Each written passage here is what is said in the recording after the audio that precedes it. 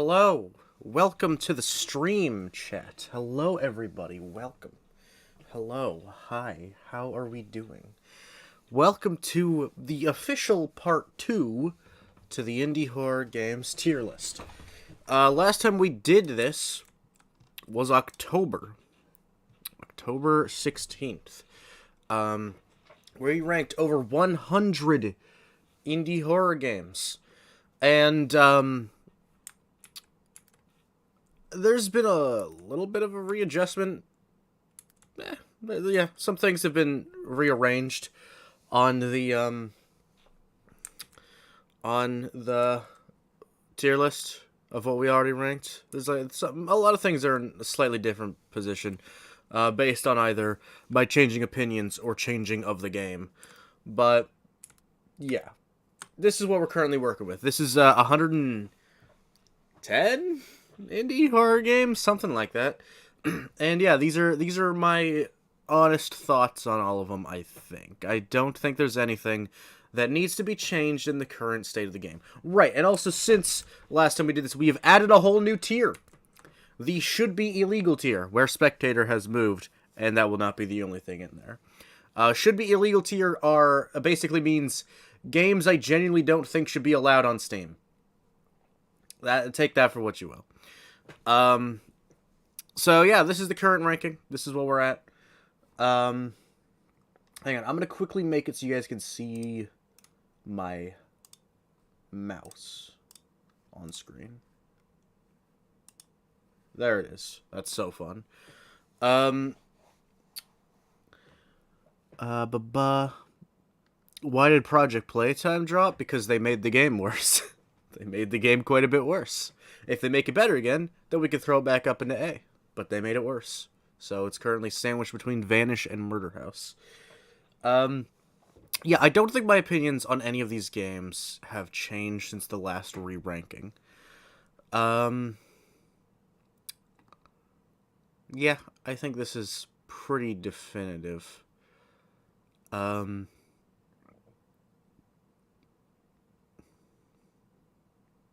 Yeah, this is how it's going to be. This is the current Indie Horror Games tier list, about 110 titles. And this here is about 55, I want to say.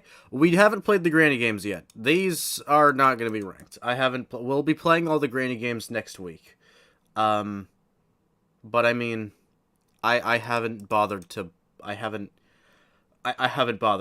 play them yet. I don't know. I wasn't up for it. But next week we will be playing all 3 Granny games in one day. And that'll probably be miserable. But until then, we got about 55 here. It's something like that. And, yeah, I tried to order them from, like, the ones you will care about the most to the ones you will care about the least. That's what I kind of tried to do. But, yeah. So, we're gonna rank these, and, hopefully, you guys don't unsubscribe. A lot of you probably will. A lot of you will probably be very unhappy with these rankings. My bad. I have bad opinions. So we're going to start off with Poppy Playtime Chapter 3. It hasn't been out for even a month yet. My latest video is about it. I think it's fantastic. I think the approach to horror in it is pretty fantastic. I think Catnap is a really compelling monster antagonist. I think the characters were made so much more interesting. I love pretty much every sequence in it. It's so much fun to play. It's so much more well put together than the other chapters. It's fun. It's scary. Its story's nice. Its visuals are great. This is a borderline perfect indie horror game. There's really nothing I would change, especially now with patches coming out.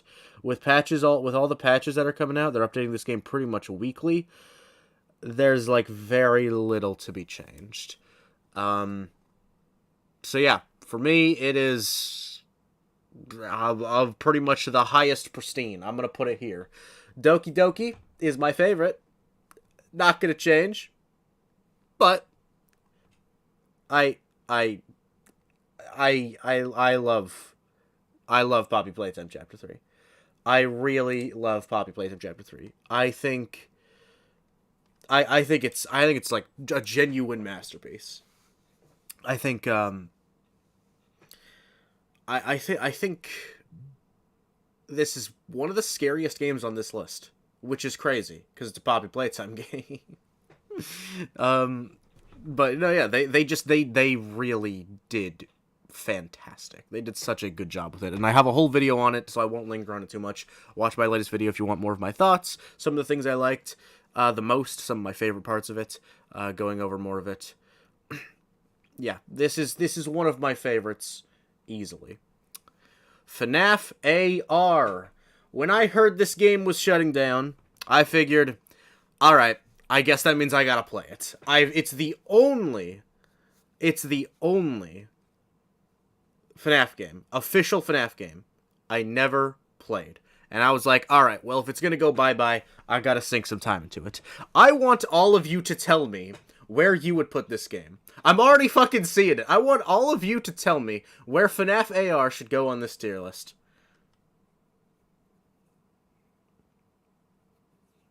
Okay, so we have an F, we got a D, we got an F, we got an F, we got an F, we got a D, we got an F or E, F, F, S. I'm being so real, monetization aside, like high C. F. F is too high, not gonna lie. See, most of you would say F. This game's not that bad. It's really not that bad. It's just painfully mid. It's fine. This game has some of the best renders in the entire franchise. And as a YouTuber that had to shove 1 million FNAF characters into several thumbnails, I greatly appreciate it for that. This game's not that bad. It's just not great. It looks really nice. It runs pretty nice for what it is. It's Pokemon Go, but maybe slightly better. Ignoring the fact that everyone that spent money on it is about to lose everything, which is ridiculously funny because they deserve it, I'm just gonna put it at the end of D. And yes, that means I'm saying on the record that FNAF AR is better than the first VR. I will say that on the record. I truly, unironically believe this to be true. This game's fine. It's alright. And it looks really fucking good. That's the thing. It looks really good. It's like kind of enjoyable to play just to admire the kind of like animation and model work that went into it. I think it's kind of cool. It's not good. D doesn't mean good, it just means mid. As far as structure goes, C should mean mid, but D is my mid, for anyone that doesn't know how this ranking works. It's not that bad.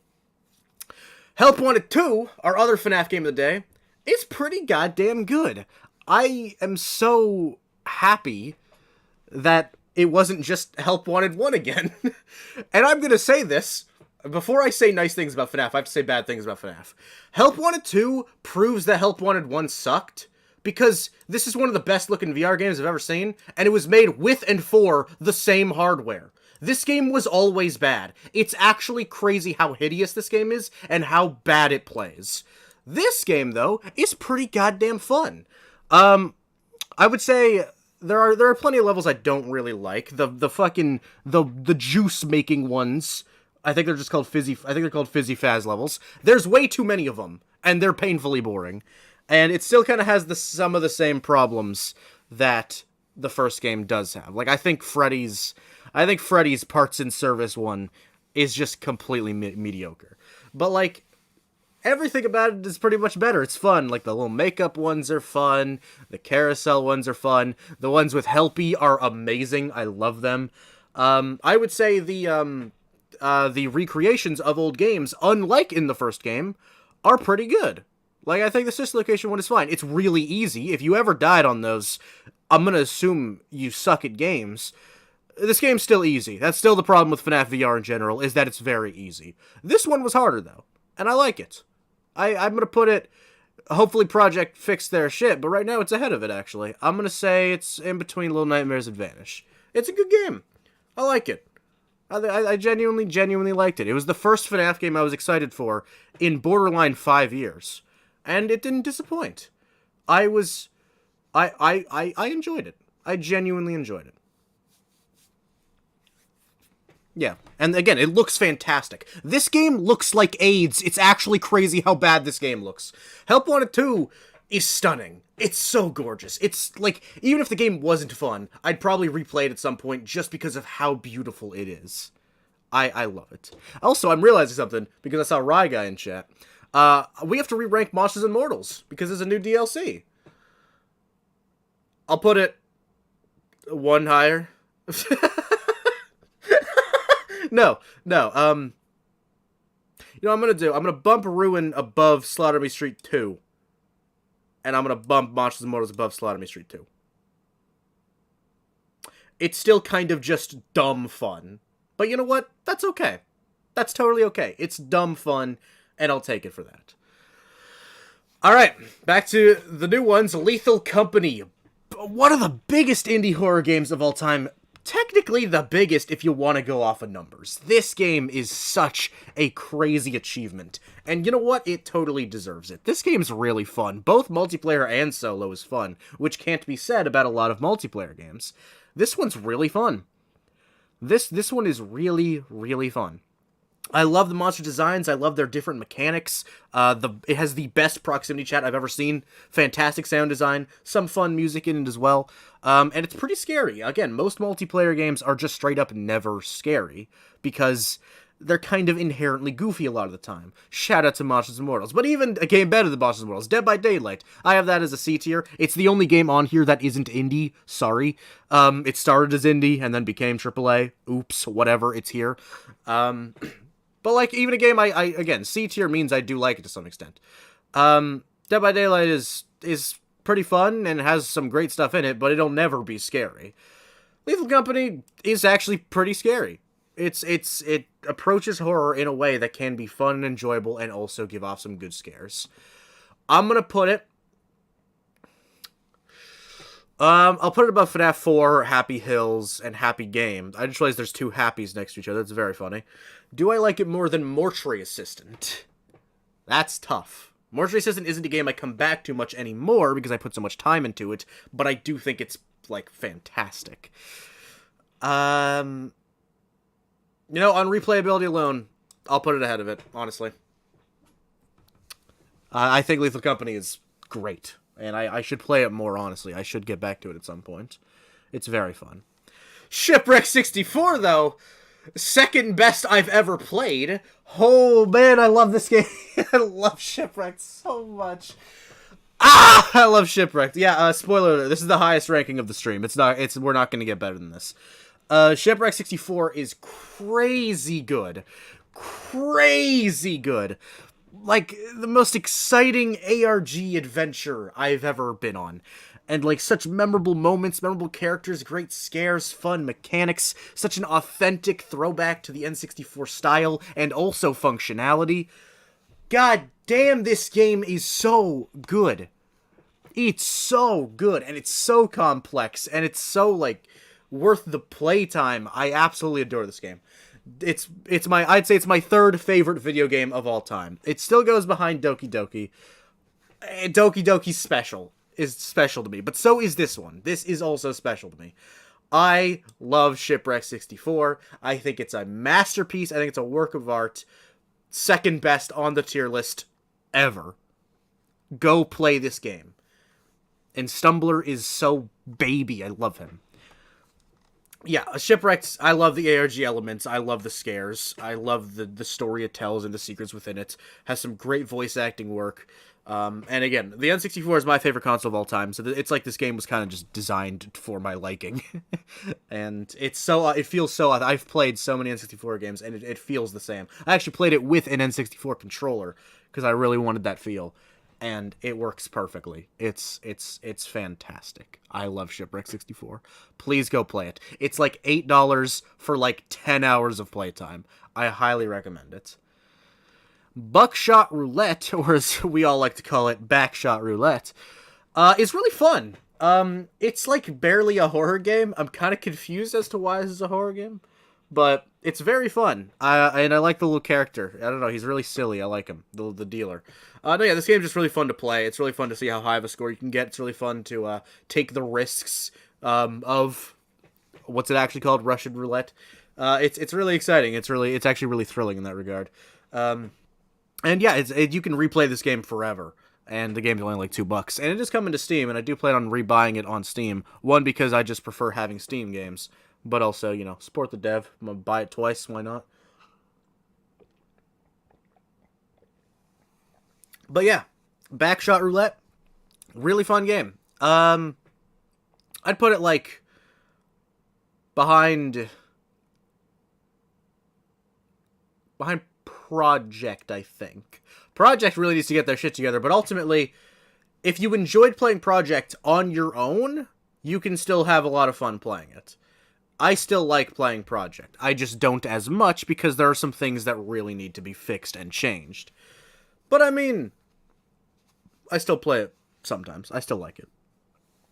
Yes, I did manage to play Mr. Tomatoes. I finally found a guide on how to fix it. So yeah, I think this is a fair ranking. Spookies, Little Nightmares 1. I still haven't played 2 because there's a huge debate on whether or not Little Nightmares 2 is indie. There's a huge debate on that. Little Nightmares indie game done, and then it was so big and got all the funding in the world from, I think it was Namco. So whether or not Little Nightmares 2 is a huge debate. So I don't know, I haven't gotten into it yet. But yeah, Held Wanted 2, Vanish, Project. I think that's fair. I love Vanish. Like, a lot of people probably don't like Vanish because the game's entire gimmick is being way too difficult. But, like, I love it for that. I think this game's, like, just so cool in that regard. It's so cool how the challenge is so cool. And I love it for that. Yeah. So yeah. Buckshot. Really good. I love backshots. Ban 6! I love Ban 6. It's totally not my least favorite game in a series I deeply hate. Yeah, Ban 6 sucks. It's actually crazy how bad they made this game. Like, I'm not even, like, again, I said this in my video. Go watch my Ban 6 video. It's called Garden of Ban has reached a new low. Like, Ban... Time for negativity? Yeah, we've been pretty nice this stream. I haven't said nice things about FNAF AR. We've been pretty nice this stream. We gotta get some shit in here. And I'm about to be really, really nice, okay? So, let's talk about Ban 6 real quick. Yeah, I went into this game thinking nothing of it. It's gonna be bad, obviously. But no, it's the worst one in the series. Bro, the new drone mechanics are terrible. They are so goddamn bad. The drone mechanics are terrible. The puzzles suck and they're so goddamn long. The character work sucks. Everything about this game is an absolute slog, except for one 5-minute sequence out of the hour-and-a-half long game. Ban 2 is quick and fast-paced. I'd much rather play it. I'm putting it behind there. High Time's too high up. I don't know how this happened. Actually, not. Maybe only one behind, because Death Park straight up doesn't work. Yeah, no, but Gun Golfing is so bad. Man, there's some bad games. My hot take, I think Kanito Pet does haunts your computer type horror better than I'm Scared, being a huge fan of both. I can't in good conscience say I like it more than I'm Scared, because I think the way I'm Scared works its haunting the computer gimmick into the gameplay is really fascinating. With that being said, this is the third best indie horror game of the year. In just January alone, we got 3 S tiers. I'm gonna put it... I don't know. I do love this game. I love this game a lot. Kanito Pet is an absolute masterpiece. It is a work of art. Hang on, I missed a donation.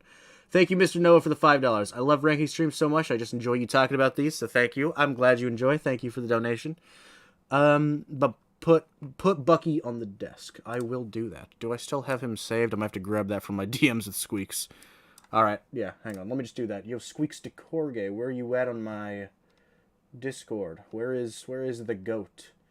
There's the goat. There he is. Perfect.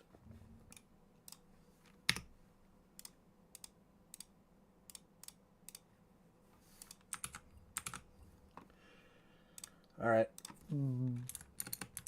Bucky. Thank you so much for the donation. Does mean a lot. Helps me out more than you understand. So I do appreciate it. But yeah, 2024 has started off to an amazing start with Shipwrecked 64, Poppy Chapter 3, and Kanito Pet all in the same month. I think I'm going to leave it behind FNAF 1, personally. Some would probably say it deserves to be higher than this. I'm scared... I don't know, here's the thing, I'm Scared and Kanito Pet both have a similar gimmick, and I would argue Kanito Pet technically does do it a lot better in a way, and it does a lot more, but I just don't think it's as good, but barely. It's like, for the record, if anyone's wondering how this tier list works, I've explained this before, but I'll just kind of explain how this works. If I were to rank these out of 10, this is how it works. F's are 0 to 1, E is 2 to 3, D is 4 to 5, then these are 6, 7, 8, and 9. 9 plus. So 0 to 1, 2 to 3, 4 to 5, 6, 7, 8, 9 plus. That's kind of how this tier list works. So, like, I'm not saying these are that far apart, even though there's 3 games in between, but I do prefer I'm Scared over Kinito Pet. But Kinito Pet is such a goddamn masterpiece, and I'm so happy people are picking up on it, because I found out about it like the day it came out, and I'm so happy that people are giving it the attention it deserves. Yeah, Kinito Pet, great. Bunny Graveyard, also really good. See, we're positive today, chat. We're having a good, relaxed day. Bunny Graveyard's so charming. The pixel art in Bunny Graveyard is some of the best I've ever seen. The animation work is gorgeous.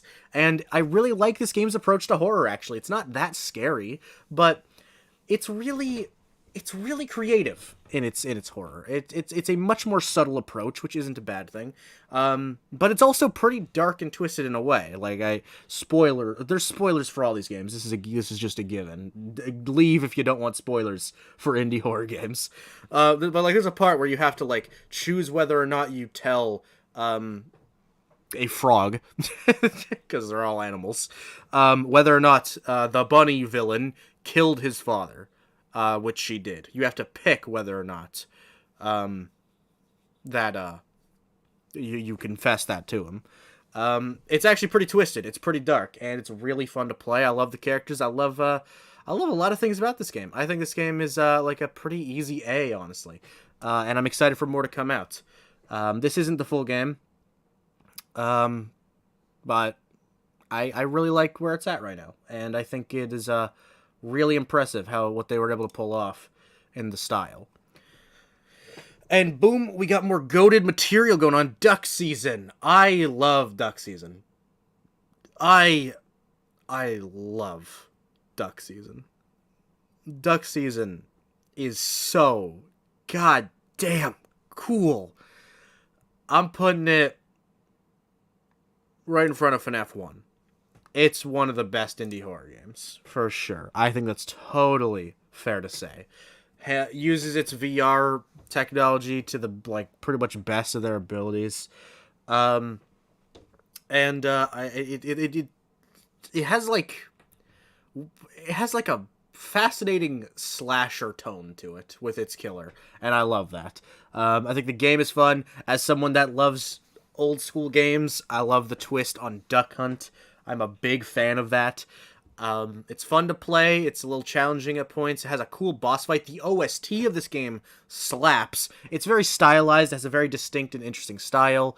All the work in this game is like just to the highest of quality.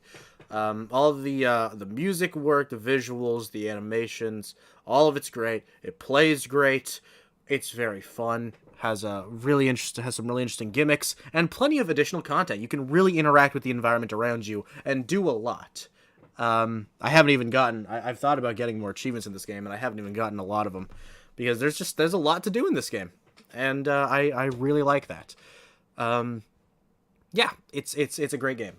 One of the best, 100%. Slay the Princess. I really love Slay the Princess. The voice acting is great. The use of character work is great. The way this game is written is so good. The art direction in this game is amazing. The soundtrack is amazing. I feel like it's an objective S, but here's the thing. I can't in good conscience say I like it more than Among the Sleep, and if you make an Among Us joke, you will get banned. But at the same time, I don't think Among the Sleep is S tier. I think I'm gonna have to put it here. It's really good, though. Like, this game is really, really good. again, I love the character work of this game, how, like, different tones have characters. It's such an interesting idea, and, like, the protagonist's design is so fascinating, and just the story and concept of the princess is so goddamn cool. I love her. She's so interesting and unique. And again, the art direction with the sketchy style is executed so beautifully. It's such a beautiful game. Like, if I were to describe Slay the Princess in a word, it would be beautiful. It is a masterpiece in its own right. I just can't personally say it's an S tier of mine, but it's really good. It's really good. Are we still being positive? We're still being positive. We got Slender, the Arrival remake specifically. I didn't even bother playing the original. I don't care. This is Slender, the Arrival 2023 edition. And it's really good. This game is really scary. Like, the approach to Slender, as far as his AI goes, is really good. And I love the way he's worked into the game. This also has, to my knowledge, more additional content. I think it has a full chapter to the original, and it's one of the best ones. Artistically, this game looks stunning. This possibly has the best graphics of an indie horror game. It looks beautiful. It's crazy how good this game does look. And yeah, it's not the most fun to replay, in my opinion, but that doesn't really mean anything to me. Sometimes games are best as a one-off experience. Happy Game is not replayable in the slightest. But I think it's great. Same goes for You Left Me and Missed Messages. And there's plenty of these games. I'd say some of these games are just simply not very replayable. But if that one experience with it is unforgettable, and I have played it twice, but if the first time experience is that unforgettable, then, that's totally fine. This game's really scary. It tells its story well. It looks stunning. I think it's... Benny the Dark Revival versus Slender the Arrival is such a difficult decision to make. These are both one of my friends' favorite titles on here. This being Zach's, this being David's. Ooh, that's so difficult. Genuinely. Dark Revival was like such a ridiculous improvement for Bendy. And I love the character work, I love the style, and it is more fun to replay. Slender the Arrival, but my main complaint with the Dark Revival is that it's not scary. I would love for Bendy to go, and Bendy's going in a more horror-focused direction, seemingly, and I like that. But Dark Revival isn't scary. Slender very much is. But again, I think I'd rather go back to Dark Revival, and I think it has better character work. I'm going to leave it like this. I think this is fair. I think this is safe. This is how it's going to be. Very good game, though. The Exit 8. See, I feel like this game is... we're going to rank one of the... I have this very late... Yeah, okay. We're going to rank these next to each other. The Exit 8 and False Dream are very similar. Actually, you know what? Fuck it. Let's just do the Spot the Difference horror games together. I'm on Observation Duty, Exit 8, False Dream. And Spectator. We love Spectator. Best game ever. Okay. I'm on Observation Duty. Pretty overrated as far as I'm concerned. I don't think it's enjoyable to play. I don't think its gimmicks are interesting. And I don't think its scares are good whatsoever to save it from being really boring. With that being said, it's a Spot the Difference game. It can't be that bad. It plays fine. I just think this game is, like, very mid. I think this game is very mid, if not slightly below mid. I don't understand the hype behind I'm on Observation Duty. I think it's pretty boring, but again, it's Spot the Difference, so it's not that bad. However, Exit 8 and False Dream, I think, are both improvements on that type of game. I think they're both improvements on the Spot the Difference horror game, which has been getting increasingly more popular with time, I've noticed. Exit 8, though, I think is just whatever. I think I understand its whole gimmick is there's this one hallway and it changes and you have to run through it and you have to try and notice the difference. Like, but with the lack of different things that can happen, I don't find it all that interesting. Very few things can happen in this game. I think it's again somewhere in the mid range.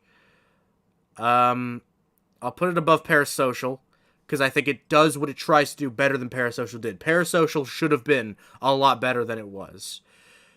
I'd also say it does better than what Enjoy Typing tried to do. I'll say it's better than Lights Off, better than Secret Neighbor.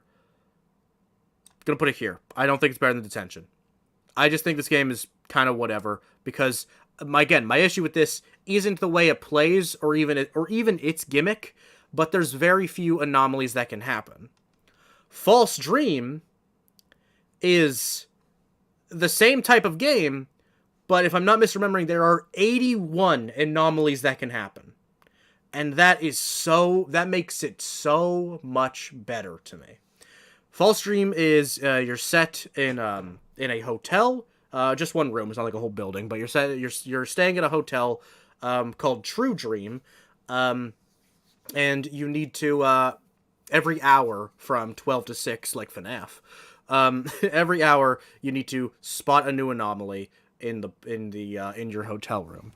And there are so many things that can happen, and they are all so much more interesting than the Exit 8. I'd say the Exit 8 is more horror-focused. It's a better horror game.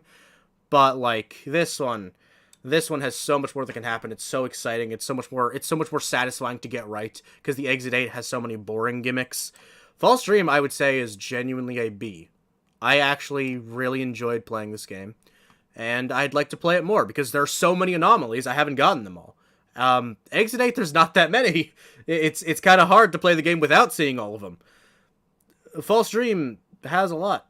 It was actually pretty exciting to play. So yeah, I'm on Observation Duty. I think it's very overrated. Exit 8, also kind of overrated, but better. False Dream, very underrated. How many people even played this goddamn game? Like, let's see how many people reviewed it. 190. That's not that much. If we go to the Exit 8, I'm sure it's plenty more. 4,000! Yeah, fucking play False Dream. Fuck's sake. Play False Dream. That game is actually pretty fun. The Upturned, a game by Zeekers, dev of It Steals and Lethal Company. I guess my hot take is still that I replayed It Steals, and I just really don't think it's all that fun. But The Upturned was way better, in my opinion. I think it's... I really like its approach to goofy horror. I think its mechanics are really fun. I like how chaotic it is. The enemies are chaotic. The movement is chaotic. It's a very chaotic game, and I actually quite enjoy it for that. It's also pretty long. Plenty of playtime in this one. I think it's somewhere in the B range for sure. Not that high though. In fact, it might be the bottom of B. I don't like this game that much, but I do think it's very fun to play. Yeah, I'll throw it at the bottom of B. It's fun to play. I like it quite a bit, but it can't go that high. I just think it's I just think every game above it does what it does a little better. Observation Duty just tickles my goblin brain every time I spot something. Fair enough. Hi, Ty. How you doing? Well, again, I recommend False Dream. I think it does it way better. False Dream is fire. Really fun to play. Mr. Tomatoes. Why did MatPat play this game like 400 times? Can anyone tell me? And don't tell me it's because of the lore and the secrets, because I've seen that and I still don't get it. This game is so nothing. This game is so lame. Why does this game exist? I don't get it. This game is so mediocre. I don't know. This game is just so nothing to me. I don't think its scares are good. I don't think its lore is good. I think you would like Observation Duty 3. It's the only game in the series that changes the formula. I will keep that in mind. Okay, I will keep that in mind. Yeah, like, I guess I will say there's a decent amount of content for the price you're paying. However, I would say none of that content is worth the price you're paying. It's just so boring. It's so cringy. It's so... I find it gross. I mean, I guess, okay, again, there's a lot of content. And I respect it for that.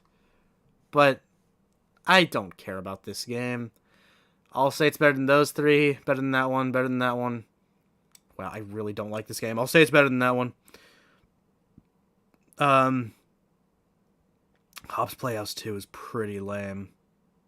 However, I'd say it's worse. We're going to leave it there. Yeah, I just don't like this game. I really don't like this game. What's your favorite other than Spectator and FNAF SB? Well, you really know how to grind my gears, Jesus Christ. My real favorite is Doki Doki, closely followed by Shipwrecked 64, and then also Poppy Playtime Chapter 3. Typo, I meant least. Oh, okay, I thought you were making a funny. Well, right now, it's Hello Neighbor on the list. But, we'll get to it. We'll get to it, don't worry. We'll get to it. There's one I like less. More than one, actually. Emily Wants to Play. What a goddamn YouTuber game this was. I don't really understand why. I guess it's because it's kind of FNAF-like, and it came out during a time where there wasn't much FNAF stuff coming out. Emily Wants to Play is just... it's not that bad, for the record. It's not that bad. It's just like... well, who cares? Like, it's poorly explained. It's really poorly explained. It looks really gross. I mean, it kind of has, like, that early to mid-2010s... early to mid-2010s indie horror game look. And I guess that's kind of nostalgic. But, like, it doesn't look good. Its scares are terrible. Actually, the worst thing ever. And again, it's really poorly explained and not really that fun to play. With that being said, it's not the worst thing to play. I actually know the perfect place for this, actually. I'm going to throw it between Ban 3 and Iron Lung. Can we please stop pretending Iron Lung is good? Please. I'm tired of it. Can we please stop pretending Iron Lung is good? Yeah, this is where it goes. Yeah, that's fine. Is it? I don't know. Because I'm trying to think. Do I really like Emily Wants to Play more than Dark Deception? I know I make fun of Dark Deception a lot because I don't like it. But do I like Emily Wants to Play more than it? Not really. But does that mean I'm going to have to say on the record that Dark Deception is better than Iron Lung? Yes, that's fine. Let's do that. Whatever. That's fine. I'll live with this. I'll live with this take. I'll live with this. That's where it goes. Emily Wants to Play is not very good. Amnesia the Bunker. This might be my first hot take of the stream. I actually think I've been pretty normie with these takes, actually. Like, I've been pretty lame with these takes. I don't like Amnesia the Bunker. I found it boring. I don't think its survival horror mechanics are really all that well put together. I think there's one already ranked on this list that does it better, and one coming up that does it better. I don't think it's fun to play. I don't think it's scary. I don't really like its style, because The Dark Descent kind of has the same style, and that's what makes it a novelty. It's from, like, 2010. This one, a bit too maze-like? Yeah, I feel like it wasn't fun to explore the areas. It wasn't... It felt just really... Put it at A at least. Fuck you mean at least? A game I don't like is gonna go at A at least? What the fuck are you on about? I think it's just mid. I don't think it's a bad game, by any means. And I understand what other people like about it more than me. But I actually like The Dark Descent better. I think it has a couple more enjoyable scares, and I think it embraces its style better. I think this game's kind of boring. I'm gonna put it...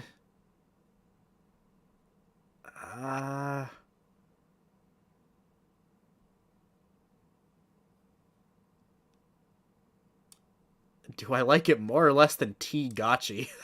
Such different games.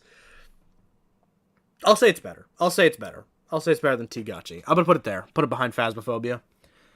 The weird thing to me is that they want to be open and explore-based, but it's so linear in what you do. That's so true. That is such a good way of putting it, yeah. It's not fun to explore, and it's way too linear, but also but sometimes it's not as linear, but that doesn't make it any better. Yeah, I just didn't care for the bunker, and that's really sad because I really wanted to. Because again, Amnesia the Dark Descent isn't C. I don't love it, but it's a classic. It's special. Like, that's the thing. I don't have Outlast or Cry of Fear or Amnesia the Dark Descent ranked all that highly because I don't like them that much, but they're classics, and I would love to see them grow. I haven't played Outlast 2 yet, but like a Cry of Fear remaster or a Cry of Fear remake would be cool. I would love to see a Cry of Fear remake. Amnesia the Dark Descent is a classic that I just don't think has aged as good as some people might say it has. But I think The Bunker is a downgrade. And I know there's one in between. I don't remember the name. I know there's another game in between, but I just haven't played it. I guess I should. But yeah, The Bunker I just think is a downgrade in pretty much every aspect, actually. Yeah. Yeah, which is unfortunate. I don't care for it. God, Mr. Hops needs to end. Why do you guys keep making games? Do something else. You made Cold Call. That game's not that bad. Do something else. Mr. Hops is like so... He's like so... worthless now. I can't think of a better way to say it. I'm sorry. Mr. Hops just needs to go away. The first one wasn't even that good, but it was cute and simple. And then the second game sucked. And the third one is just a slower, more boring Dark Deception. Like, this game is so goddamn boring. And I really want to like this one because I love its style. I love that they made the change from 2D to 3D and that it has like a low poly style. I love that stuff. I love low poly games. I'm fucking obsessed with low poly games. But, God, this game is so pointless. It's so boring. I'll put it... I really hate Bag of Milk. Yeah, it's still above Bag of Milk. I hate Bag of Milk. It's still here. It's not that much worse than the second, but like just let this series die. It's over. It had its moment. This game wasn't even successful. These games don't even perform well anymore. Mr. Hops 1 was very popular. 2 has 500 reviews. 3 has 70. 70 reviews on Steam for Mr. Hops. Just do something else. Cold Call is your best game. I just want the devs to do something else, because clearly they can do something. Clearly they can do something. Why are you even making these games at that point? Yeah, I don't care. I don't care for it. No One Lives Under the Lighthouse. I played this game because of the recommendations of Zachary Gigglesnacks. And, I didn't like it nearly as much as they did, but this game's pretty cool. I like its style a lot. Again, low poly. Love the style. It tackles horror in a decent way. There's just some parts of the game that are really boring. Some parts of this game that are just really frustrating to get through. But overall, its gimmicks are interesting. Its setting is interesting. It's pretty good. Like, it's a pretty good horror game. Nothing that great, but it's pretty good. I'll put it between Flumpty's 1 and Andy's Apple Farm. See, this is why I love indie horror. Because although it's a genre, you can really have any type of game in here. In here, we got a fucking platformer, a FNAF fan game turned official, a, like, semi-traditional horror game, and a Walton Files clone that's better than the Walton Files. Don't at me. It's what a wonderful world I have found myself in of playing all these games. I've played a lot of indie horror games. I'm looking at the tier list right now. Do I need to, like, get a life? I'm doing fine. Don't Scream. Man, this game was so hyped just for it to be, like, actually nothing. This game was so hyped. This game was, like, so clearly, like, there to be a YouTuber game. Just for it to be the worst game for YouTubers to play.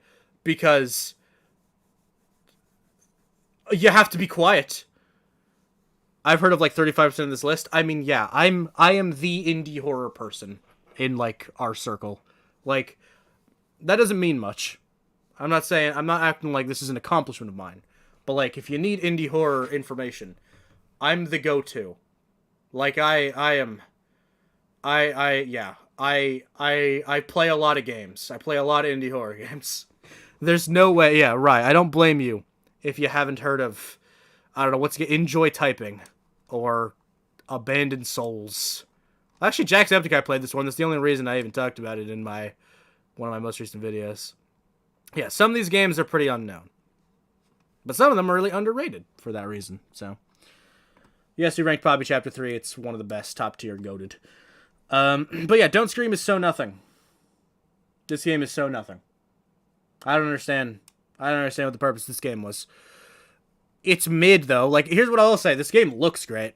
This game is absolutely gorgeous. This might actually be the best graphics of any indie horror game. However, it doesn't take advantage of that whatsoever, because the scares in the game look terrible. The environment work looks amazing, but the scares look terrible.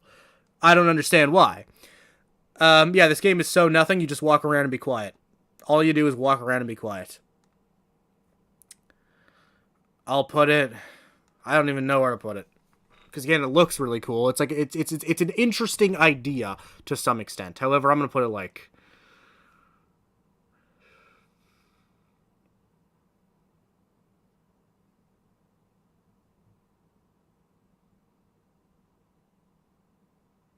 Okay, it's not mid. I'm lying. It's bad. It's going into bad. Yeah, it has to be worse than the 8 pages because this game is just a realistic 8 pages with no pages. Yeah, this game's not good. Oh boy, yeah, this game's not good. Oh yeah, okay, hang on. Yeah, this game might not be good. Oof, yeah, this game isn't good. Oh boy, howdy. Yeah, this game might actually be not good. Yeah, this game's like really not good actually. Holy hell, this game is not good. No, I'll say it's better than 98XX because we're getting into the territory of outwardly horrific. This game's just boring. This is where it sits. This game is just not good. However, it's not outwardly offensive to me like some of these ones. Speaking of outwardly offensive, Moozy, the GOAT, the best mascot horror game clearly ever made. God, this is a disaster. This is a train wreck. Moozy is not the worst mascot horror game. It might even be the best. If you erase like 90% of mascot horror games. This game is better. When I played this game, the title of the stream was Better or Worse Than Ban Ban, Moozy. It's better than Ban Ban's 1, 2, and 6. However, I don't think it's better than 3 or 4. In fact, I'll say it's better than all of these. The real question is it better or worse than Joyville? That's like really what it comes down to. The most egregious Poppy Playtime clones that aren't very good but aren't the worst. Like, what is worse and what is better? Joyville looks really good. The environment work in Joyville is honestly on the same level as Poppy Playtime. That's how good Joyville looks. As far as how it plays, they're kind of the same. No, Joyville plays worse. The way you move stuff around in that game feels terrible, and its gimmick with the bear being a key card is really bad. Yeah, I'd actually say Moozy's a little bit better. And unlike Joyville, Moozy's character designs, although also bad, I don't know, they don't bother me as much. I think they're just kind of silly. Joyville's, I think, are like actually horrific. Again, the model work is better, but can't base the whole thing off that. I'd say Moozy's like a slight, tiny, itty bitty bit better. Okay, we got a couple hot takes finally coming up. This has been, it's weird for me, the baddest, to have, some fairly normie opinions. We gotta change that up. This is Fears to Fathom episode 4. Yes, I have not played 2 to 3, but I've played 1 and 4. Because it came out last year, and I had to play it just in case it would be in the Indie Horror Game Awards. I think this game's average. This game's really average. I don't think it's scary, and since its whole being is built off of being scary, I didn't really get anything out of it. Story was fine. Looks pretty good. I like the style. Again, I'm a fan of the Fears to Fathom style. But I feel like Fears to Fathom's only purpose really is to scare you. Because they're just horror stories with very little gameplay that are meant to scare you. And I don't think this game is scary at all. I just did not care for this one. I'll put it ahead of Enjoy Typing. Because again, this game looks nice, it plays fine. It still has a good narrative to it. Its narrative is still fine. But when the narrative doesn't scare you in a Fears to Fathom game, I don't even really see the point. But I do still have to I do still have to play 1 and 2. Not 1 and 2, I'm lying. 2 and 3. God, I'm stupid.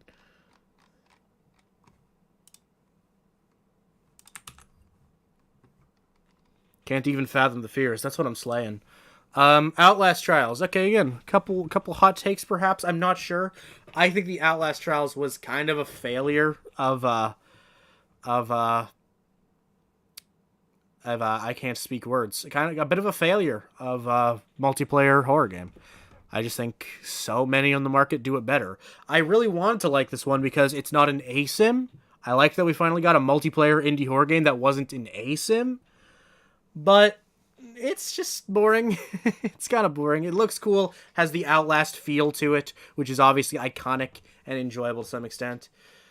But, I don't find this game fun.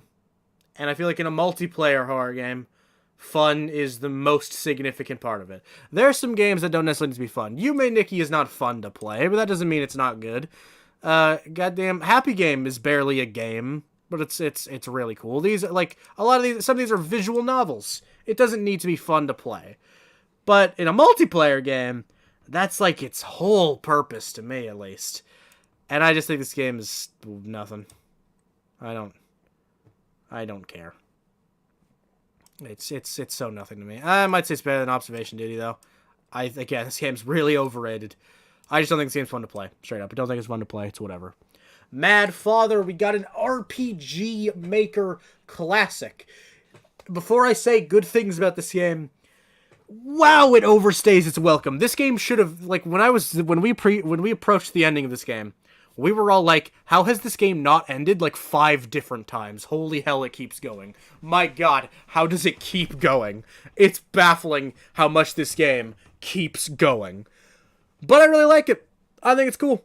I like it quite a bit. I like it a lot, actually. I really like this game. It's like an A tier. I love RPG Maker. I'm just gonna be so real. I love RPG Maker. Big fan of RPG Maker. Yeah, I think the puzzles in this game are cool. I think the mechanics are cool. I love the character work. I love the environment made for it. A critique I do have of this game that I made while I was playing it is a lot of the environment looks the same. Like, there's so many different areas, so many different rooms, and a lot of it looks the same. That makes it easy to get lost. It's very, very easy to get lost in Mad Father. But ultimately, I think this game is a really cool experience, and I do recommend it. RPG Maker classic right here. And the father is pretty mad. Interesting.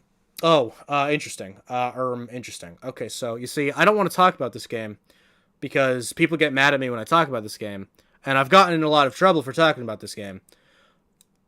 I'm just going to put it where I personally think it should be, and then we move on with our lives. Playtown. Interesting one. Okay. Playtown. Here's what I'll say about Playtown. It's mid. It's a mid game. It's very mid. Pretty damn mid. However, Playtown, of the post-Ban era of mascot horror, where all these games are like the same goddamn thing, I think it's the best example of that. I think it has a cute, iconic character, even if it is just a dinosaur. I like the character. I think it's cute. I love the ending of this game. I think the ending is leagues above anything you'll see in a Ban, a Joyville, or a Moozy. And yeah, I think it's just kind of fun to play. Like, it has some its platforming should be reworked for the sequel. I think the jump feels a little too awkward, but ultimately, I think Playtown is just whatever. It's like okay. It's like teetering okay. I would put it here, maybe. Now, Detention's not that good, to be fair. I don't know, but Detention's very artistic, and I really respect it for how artistic it is. Yeah, I'll put Playtown behind Detention. Detention is very artistic, and I respect its artistic angle. Yeah, Playtown isn't that bad. Playtown's just not that bad.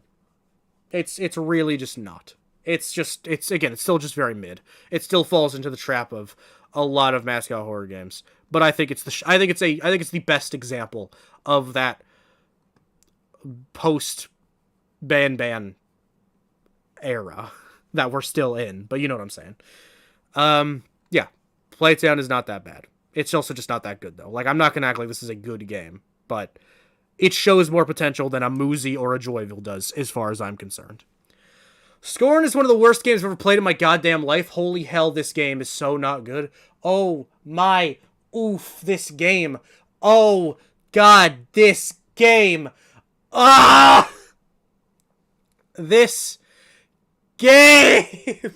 I hate Scorn. I hate Scorn.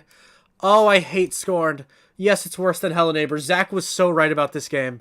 This is Zach's least favorite game of all time, and it's so valid. Holy shit, Scorn is so boring. This is the most boring game I've ever played. This is the most boring game ever conceived by humanity.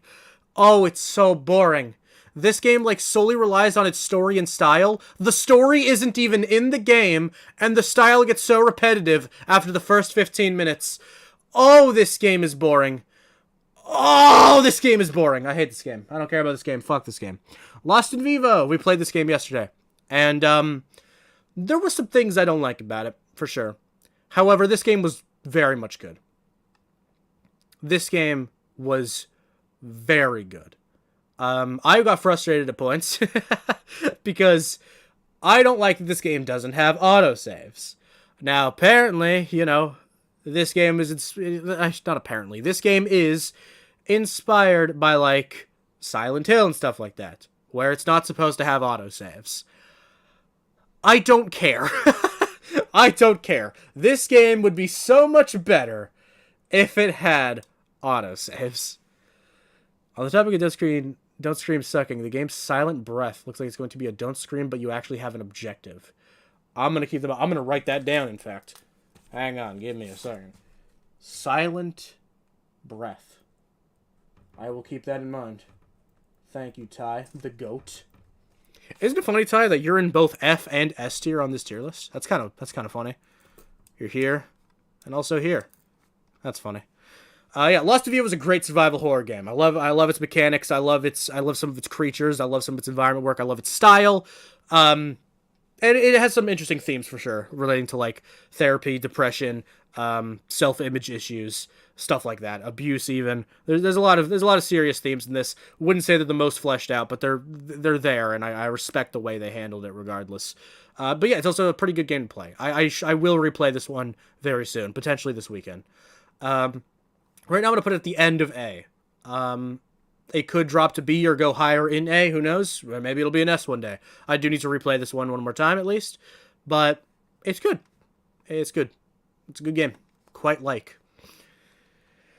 Dead Signal. I wanted to like this game, but I think this game is very mid. This is a Welcome to the Game, for the same dev as Welcome to the Game. It's a Welcome to the Game type game. I don't think it's a direct sequel. I still haven't played Welcome to the Game 2 or anything like that, though. And yeah, Dead Signal. I think it has some very boring mechanics and very boring gimmicks. And it's so much less scary than Welcome to the Game, for sure. Welcome to the Game has like some pretty good scares. And Scrutinize, another game from the same dev, looks like it's pretty goddamn scary. I need to play that one.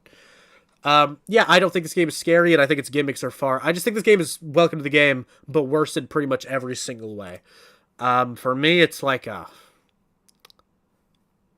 it's D, somewhere there, maybe.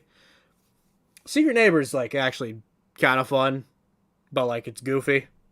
For anyone wondering why there's a Hello Neighbor game here, it's the Hello Neighbor multiplayer game. It's just Among Us, but with Hello Neighbor. It's not that bad, but it's still not the most well-made. Yeah, Dead Signal, I just didn't care for it. I was really hoping to be better. The gap between Shipwrecked and Bandman is honestly hilarious. They are certainly, they vary in quality, I will say. I will admit that. Let's Find Larry. This game had like a pretty big moment online for like one day. And it kind of just fizzled out. It's also a Spot the Difference horror game, I'm realizing. No, it's not. I lied. I don't know why I said that. It's a Where's Waldo kind of deal. It's similar, but it's not. It's Where's Waldo but horror. And it's tackled fine. It has some decent scares. Has a pretty cool ending, I guess. But it's ultimately underwhelming. I just don't think this game has all that much to offer. I'll put this one ahead of Secret Neighbor, but like only one ahead. I don't think this game is anything special. I don't think this is a gem like some of the internet seems to feel it is. I don't think it's that good. Why is Shipwrecked so high? It's so mid. You're kind of real for that. Yeah, you know, let's work this out a little bit. I'm gonna put it behind Playtown. I think that's fair. Sparky Marky, let's go. We got Should Be Illegal tiers incoming. This is a game that can only be beaten by joining their Discord server, and I cannot believe that's allowed on Steam. I understand it's free, but this is a game that requires Discord to be played, and it's on Steam. This game sucks. This game is stupid. The lower chunk of the list He's just a blur of worse than Egghead Gumpty to me. That's really funny. Gumpty's not that bad. It's one of the better Euphoric Brothers games. No, yeah, Sparky Marky should not be allowed on Steam as far as I'm concerned, because you should be able to beat a Steam game by just playing the game. I don't think that should be allowed whatsoever. This sucks. It's an embarrassment. And for that reason, I don't deem this game a game. These came out in 2023, and I didn't nominate it for Worst of the Year for the Indie Horror Game Awards, or even put it in the nominees for you guys to vote on. Because this game isn't a game. This game is not a game. It's just not. You can beat Sparky Marky 2 without Discord. You can. Hang on. All right, chat. We're streaming Sparky Marky one of these days. First game still belongs here. We're streaming Sparky Marky episode 2 one of these days. However, shouldn't it still be there if you can't beat the first one without a Discord server? I think that's fair logic. You should, the sequel, yeah, I think it's fair logic. Oh, the biggest disappointment in the world. I'm going to cry live on stream. We are actually just about to cry live on stream. Return to Northbury Grove. This is a VR game made by Scythe Dev, the creators of Happy's Humble Burger Farm. One of my favorites of all time. This game is terrible. This is a game made by the same devs as one of my favorite games ever, and it's in VR. And it sucks. It's so goddamn sad. This game is terrible. It's so bad. Oh, man, it sucks so bad. I'm so sad. Basically, this is kind of like a murder house kind of deal, or like a puppet combo game kind of deal. You're in an environment and you need to complete some puzzles while a slasher is chasing after you. The AI of the slasher is borderline Hello Neighbor levels. Except, unlike where the neighbor gets stuck on stuff, this slasher, never gives you a window to do anything. You will be chased by this slasher, and they will be on you, attacking you, at all times. It never stops. And they can spawn and despawn borderline right in front of you. They just phase in and out of reality all the time. Playing this game is so difficult. But not because it's a good challenge. Vanish is really difficult, and I like it quite a bit because it's difficult. This game is so poorly made. And Murder House, a game, is very close to Vanish. I like Murder House quite a bit. It's a game where you're stuck in a house with a slasher, and you need to try to get out. I love those games. I love slashers, and I love indie horror games, and I love VR. VR is cool as fuck. This game does not function. It was free, so I'm not going to give it the hardest time I could, but it's the biggest disappointment for me possible. I kind of want to give it an E because it looks nice, and aside from the AI, it's functional. But no, it's an F tier game. There's no redeeming quality of this game besides the way it looks. But who cares, genuinely? Like, it's so not worth playing. And it's so sad. I was so sad by this one. Less saddening, because I didn't go into it expecting good things, is Milk Outside of a Bag of Milk, Inside of a Bag of Milk. The sequel to a game that I really don't like. However, this one's better, has a better style, and that's all I got. It has a better style. It's longer. It has some more. It has more to it.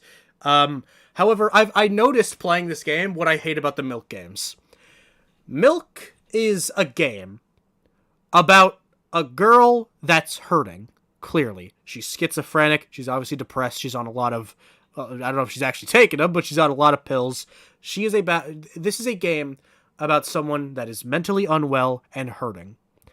But she's a cunt, and I hate her. She's such a piece of shit, and they portray her in the worst way possibly imaginable.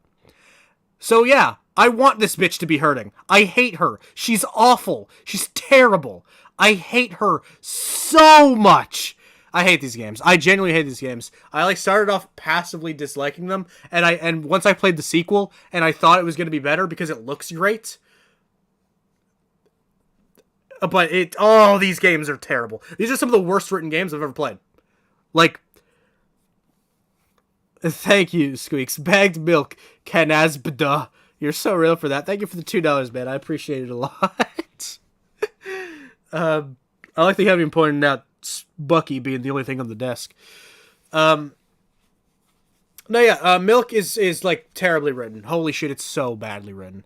I almost want to put it only one above because like it's such a step up from first, but that doesn't mean much, and I still think it's worse than Mr. Hops 3, which it was already next to.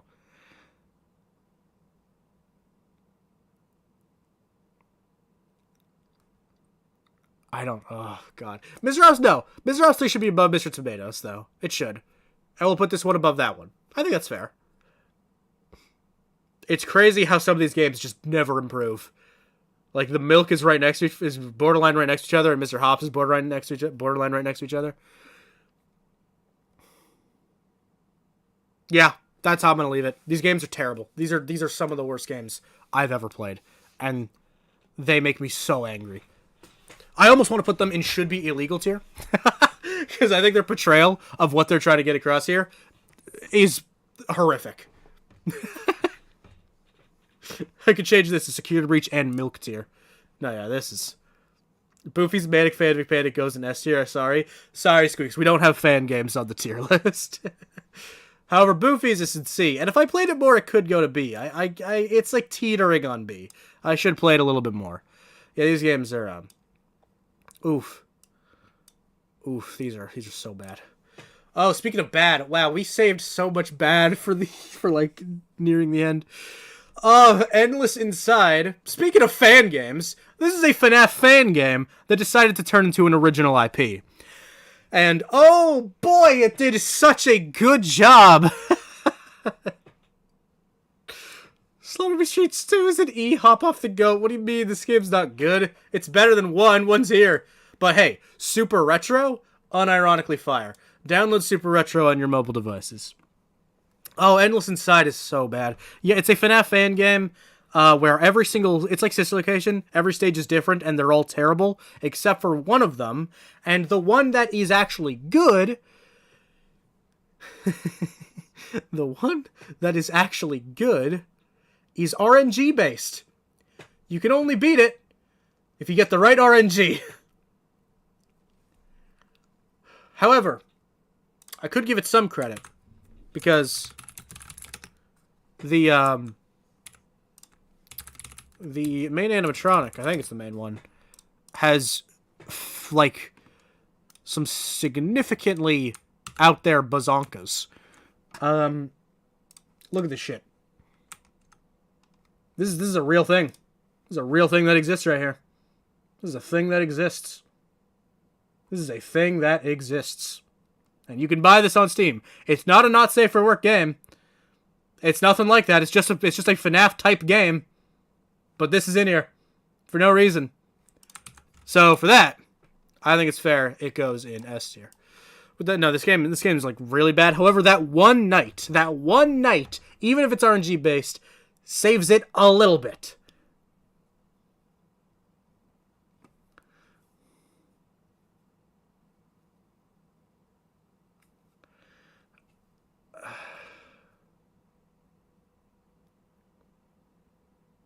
That one night makes it better than Don't Scream.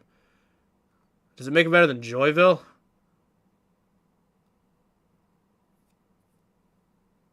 Actually, it makes it better than both of those mascot horror games, actually. But yeah, this game blows, and it's... We could almost put it in should be illegal. Because... Not because of the RNG thing, but because it's so FNAF. But, no. It's distinct enough. There are fan games on Steam that are so not original, they would end up in should be illegal tier. But hello, JD from Bullet. Beat my volcano level, Isaac. I did. I have all the achievements in the game. No. The one night makes it better than Don't Scream. The bazongas make it better than Joyville. Man, exactly. That's what I'm slaying. That's what I've been slaying. Also, Rye, let Squeaks patch that goddamn skip. You cheating bastard. Oh my god, let's go. Should be illegal time. Alright, Scream or Die. Just really one of the worst things ever existed. Scream or Die Virtual Circus, though, is the $400 indie horror game that you can only get for cheaper in a really big bundle. And this game made my eyes hurt for the rest of that night. I played this game, we streamed it, and my eyes hurt for the rest of the night. I'm not fucking kidding with you. I hopped in VC with some homies. I think we played some Jackbox that night. My eyes were hurting the whole time from looking at this fucking game. So with that being said, warning for what I'm about to show, but I have one clip of the game that perfectly encapsulates the entirety of it. Perfect representation of the game.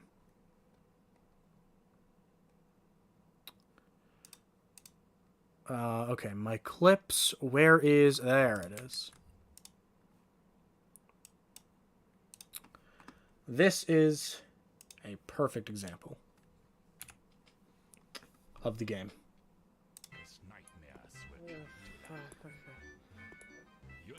Oh, why are you freezing? Oh, what the fuck?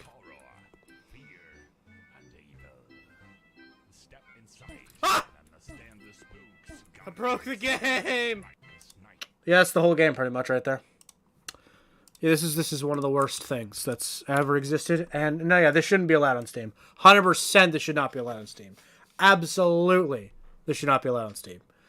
Yeah, it's bottom. It's worse than that. I don't care how much immoral shit is in Spectator and how that game can borderline kill your PC. This is one of the worst things that's ever existed. Pony Island. I wanted this game. I really wanted to like this game, but I do think it's kind of average, unfortunately. I think Pony Island.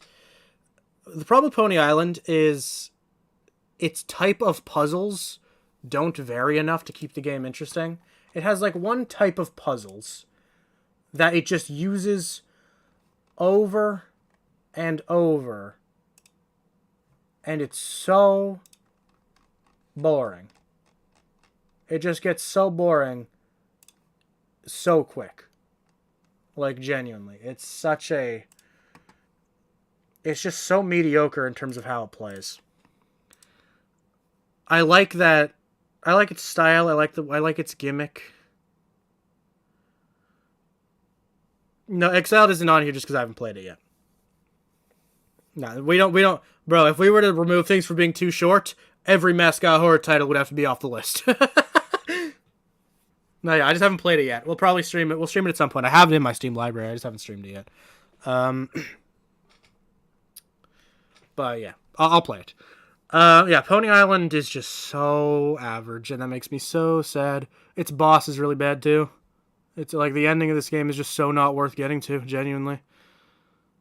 I'll put it behind Mr. Hops. First, Mr. Hops isn't that bad. I know a lot of people love Doors. I don't think it's that good. Stay Out of the House. Also kind of disappointing. This is a puppet combo game in the likes of Murder House. However, I just think it's a weak example of it. Stay Out of the House is, you're in a house, slasher's there. It's the same deal as Murder House. But I just think Murder House does it better. I just think this game was kind of okay, which made me really sad. I wanted to like it a lot more because I love the puppet combo. I love puppet combo games. I love the style. I love the slasher stuff. This game was just so much less exciting to play. I find it a lot less scary. I found the puzzles less exciting. I found the environments less well done. It has more content. I appreciate it for that, but ultimately this is like a bottom of C for me. Midnight Evil. I would love to talk about Midnight Evil. Genuinely. This is a game from the same devs as 123 Slaughter Me Street. And, like, it's so much better than 123 Slaughter Me Street. This is a game that actually has, like, a really interesting mechanic.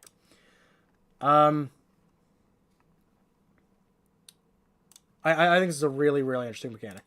The way this game works is you are reading a storybook about monsters, about little goblins, and one, you have to read the book out loud. You can turn that off, but it's much lamer without it.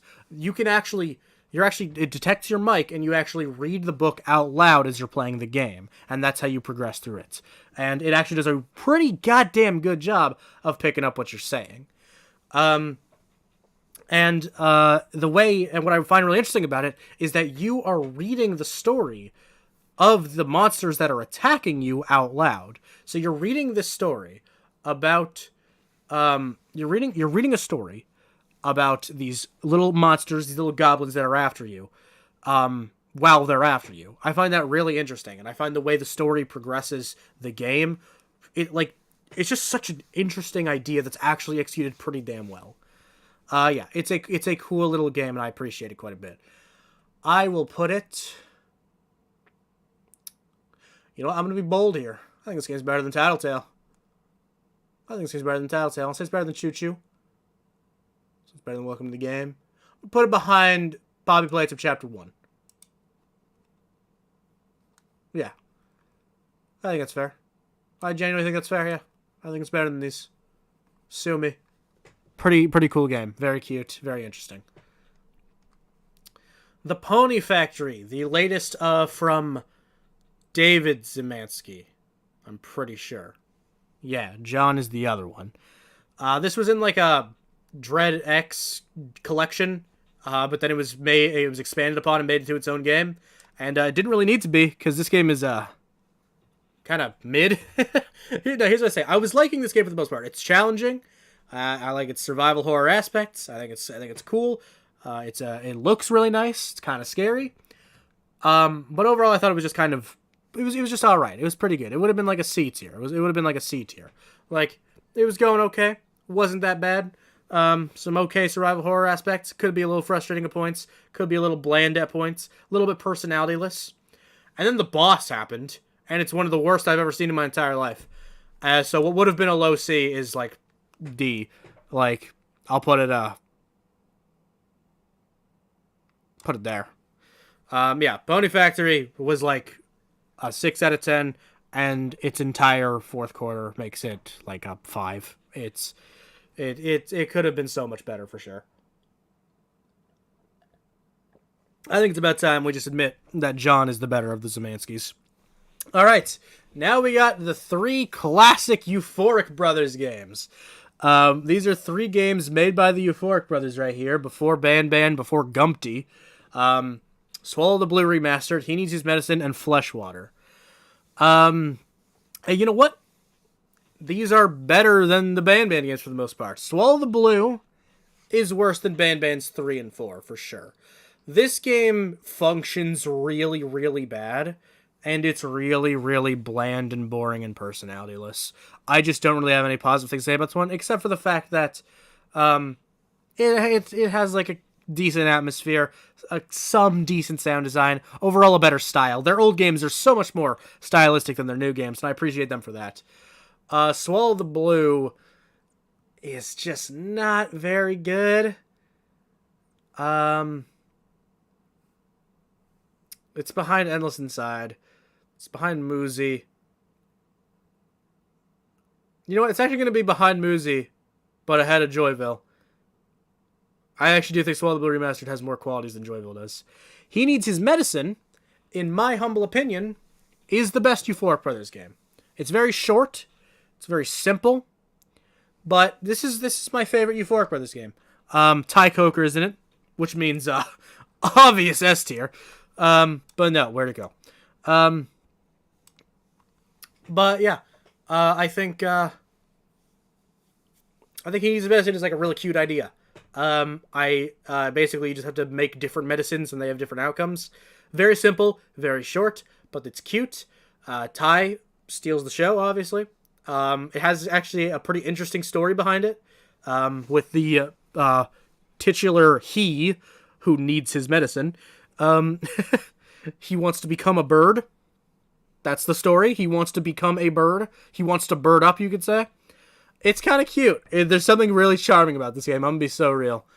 I'm going to put it...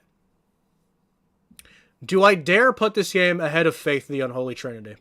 Trilogy. Is it Trinity or Trilogy? Am I stupid? It is Trinity. Okay. Faith the Unholy Trinity. I think Faith the Unholy Trinity is pretty overrated. I'm gonna be so real. I think he needs Medicine's one above it. Hey, you know what? Fuck it. It's above Bendy 1, too. Fuck Bendy 1. Bendy sucks. You know what? It's going higher. This game's cute. I like this game. It's still going. It's still climbing the charts. I hate everything. It's still climbing. It's still climbing. We'll leave it there. This is where He Needs Medicine goes. He Needs Medicine is cute. It's a cute game. I appreciate it, and I enjoy it.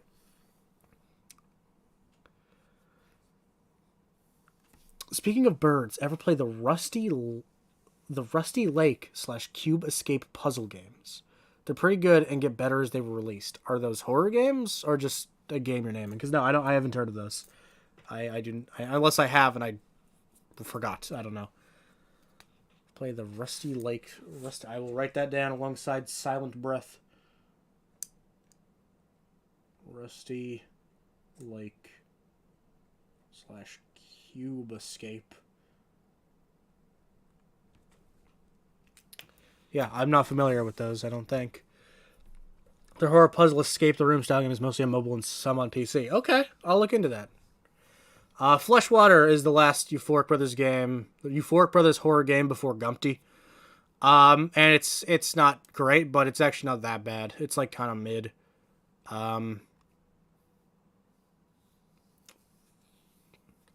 He Needs His Medicine is actually really cute. I kind of want to put it higher. I kind of want to put it's going a little higher. It's going a little higher. It's really cute. It's a really cute game. I like it. Fleshwater is the bottom of D. It's just whatever.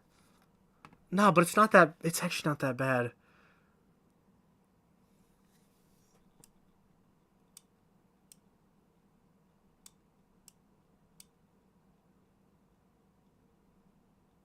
I'm gonna sandwich it between Bendy 1 and Faith. It's not that bad. I'm sorry, but it's not that bad. Swallow the Blue is the only classic Euphoric game that I would say is outwardly bad. Psycho no Sutoka. I don't even remember the name of this one. I'm sorry. Psycho no Sutoka no Shiki. Psycho no Sutoka so Shiki. Psycho no Sutoka no Shiki. This is a spin-off of Psycho no Sutoka. He Needs His Medicine has a surprising amount of charm, especially considering Fresh just made it to test out making a game with several endings. It's really charming. I think this game is really charming, genuinely. Yeah, Psycho no Sutoka is a still horror, but I suppose non-canon spin-off of Psycho no Sutoka, and I would actually say it's better than the original. I want to like Psycho no Sutoka a lot. For any of you who don't remember or know what this is, it's basically reverse yandere simulator. You play as a senpai, I guess, and a yandere is in the school trying to kill you. But also trying to cooperate with you. It's weird. She's a complex character. This is a spin-off of that game, and I'd say it's a little bit better. However, I'd still want to see it executed a little bit better. Still has a bit of stupidity in its puzzles, and I think its style could be executed a little bit better. Ultimately, though, I'm gonna put it there. I don't think it's that bad. I might even say it's better than Dislocation, actually. Dislocation is just not the best FNAF game by a pretty wide margin. No, I'll still leave it behind, though. Because with Dislocation, for this ranking, I'm including its custom night. Because although that was DLC, it's basically just a part of the game now. And with its custom night included, it's good where it is. Yeah. It's a little spin-off where you're with the yandere in a forest, and you need to do some shit for her and try not to die. It's cute, but it's not that great. Still, again, mechanically just not that good. The Rain Man. This is the same dev as Happy Hills Homicide and Whiskers. And I like it a lot. It's another one. It's another pixel art, narrative-driven, multiple ending slasher game. And I love slashers. So I like it. I think it's charming. I think it's fun. I like the puzzles in this one. I like the different. It's not necessarily puzzles. It's like different decisions you can make for different outcomes, and I like that. I like it quite a bit. I'm gonna put it between Murder House and Poppy Chapter 2. I like it. Good pixel art. Nice variety in its endings. Yeah, good game. Blank_01. Spoiler alert. This is my next video. Gonna try and get my video on this weekend. This game isn't a masterpiece. It's not amazing. But this game affected me in a way games don't generally manage to. I think this game is a masterpiece in its own right, but I don't think it's like a great game. I just think its concept and themes are executed very nicely. I don't want to talk about this one too much because I'm making a video on it. I really do respect and appreciate blank_01. I'm going to put it... I think I'll put it there. I think it's fair. It's a special one to me, but I think that's fine. Buried. Okay, this is an escape room kind of game where you're buried alive, you're in a coffin, you need to look around you and use things in your very small environment to try and get out. It's pretty cool. It's simple, it's short, it's fine. It's whatever. It's a mid game. It's a simple escape room kind of game. No major issues with it, but I just don't think it accomplishes all that much. Put it there. I think that's fine. He needs his medicine is going higher. I like he needs his medicine. I like he needs his medicine. I really do. I want to put it... I almost want to put it higher, but I know it's not that good of a game. He needs his medicine goes there, alright? It's fine. Leave it. Moving on. Abandoned Souls. Oh, man. I love games where nothing happens, and there's absolutely no reason to play them, and there's no clear objective or purpose for you to do it, and it's so poorly designed. I love games like that. It's one of the worst games I played last year. I ranked it for third worst of indie horror game of the year. I don't stand by that. It's fourth now, but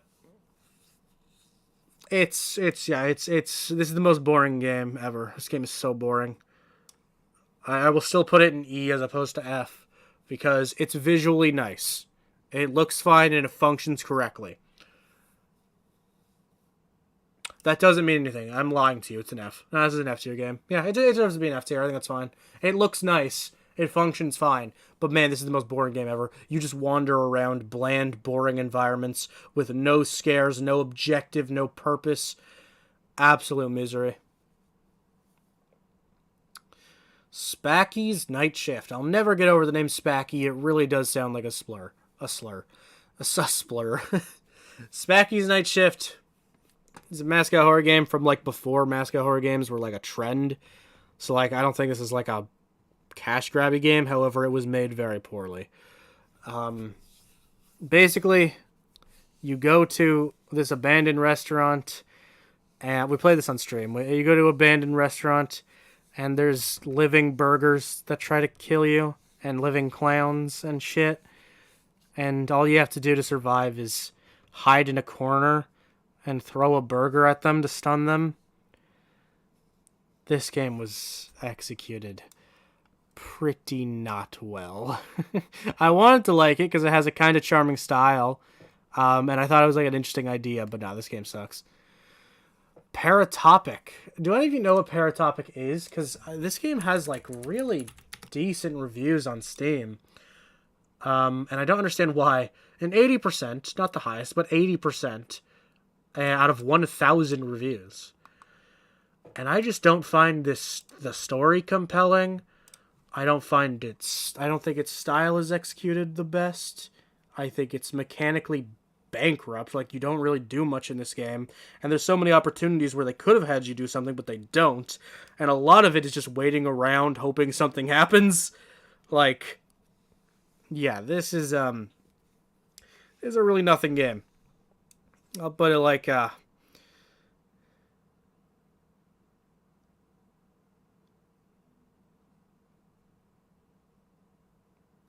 put it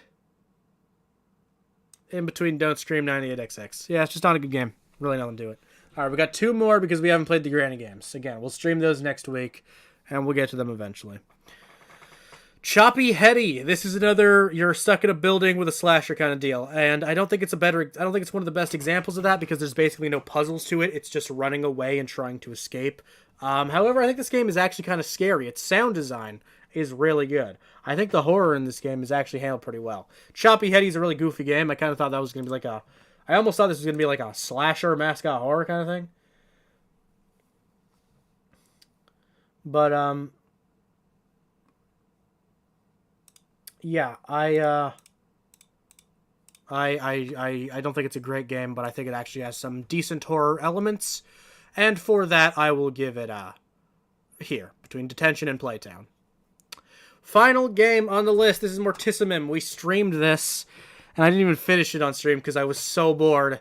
But I've since finished it, and it wasn't worth finishing. This is one of the most boring games I've played. Boring dialogue, bad mechanics, poorly explained mechanics, it's directionless, no instructions that are clear and concise. This is not a good game. Is it better or worse than Paratopic? It's very similar to Paratopic, actually. And I'll say it's one above it. These games, I imagine, will not go high, but we have not played them just yet. This is... Wow, this is getting big. Holy shit. This is the current standing of the Indie Horror Games tier list. How many games are on here? I think I counted. It's like 162? Something like that. This is the current standing of the Indie Horror Games tier list. I've played a lot of indie horror games. And some of them I really like. A lot of them I don't like. Unfortunately, this genre is just, like, really good for slop. This genre is just, like, such a safe haven and a perfect place for lazy, easy titles. But some of them are outstanding, and that's why I stick with it, because there's so much creativity, even the ones I don't like. The wide variety of games you can see in this genre is crazy. The amount of things people try and succeed or fail in is just amazing. And I love that about this. That's why I'm like so dedicated to what I do. Like, who the fuck is, like, besides like Markiplier over the course of like many years, not a lot of people are willing to give a lot of these games the time of day because they're small and insignificant in the industry. But, like, I am very dedicated to just playing all the indie horror games that I hear of that come out because there's so much to be seen. There's so much to explore. Like, would you ever make your own indie horror game? I've been asked that a lot. The answer is maybe. So here's the thing. I'm very passionate about this. I'm very passionate about the indie horror space and the genre. That's why my commentary is solely based upon it. So if I were to try and fail to make one, that would just be very disappointing. But I guess you also eliminate the chance of making something great if you aren't willing to take a risk. I'd have to learn a lot, though, before going into that endeavor. But yeah, I love this. I just love this space. Even when there's bad games, ultimately we still find entertainment in them. Moosey's a really bad game, but I'm not going to say I didn't have any fun playing it. You know, we did a couple speedruns of it. We played it a bit on stream, and it was kind of, in a way, charming almost. In a way, it was almost charming. And a game like Help Wanted, or fucking Slaughter Street 2, or even Monsters Immortals, clear passion put behind them. Very clear passion put behind them. So even when I don't like playing them, ultimately, I respect the devs for what they tried to do. Yeah, I'm very passionate about this genre. Genuinely. I'm making my own game. Hopefully this risk goes well. We will be playing. And if it's an indie horror game, I will be streaming it. Yeah, I'd love to make my own game. We'll see. One day, who knows. But yeah, this is the current standing. I'm pretty content with how this is looking. Some things will shift around with time. Yeah, E tier is getting a little cluttered.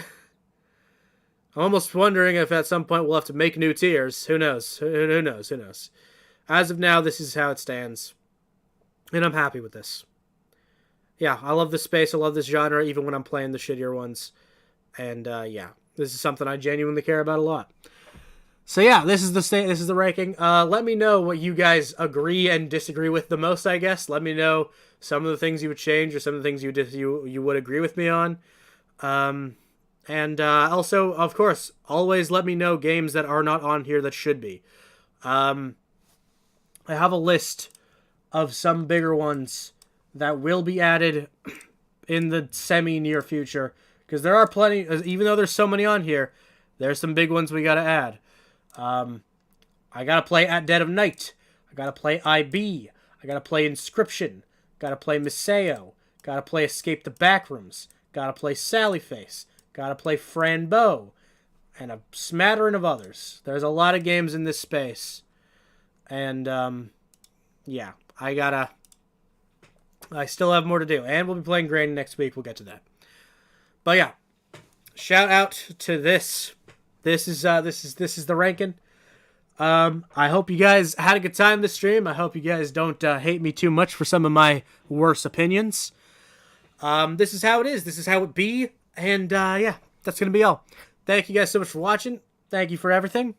And I'll see you guys this weekend with a video, next week with a new stream. We won't be streaming this weekend, but video this weekend is if everything goes to plan, and we'll be streaming more next week.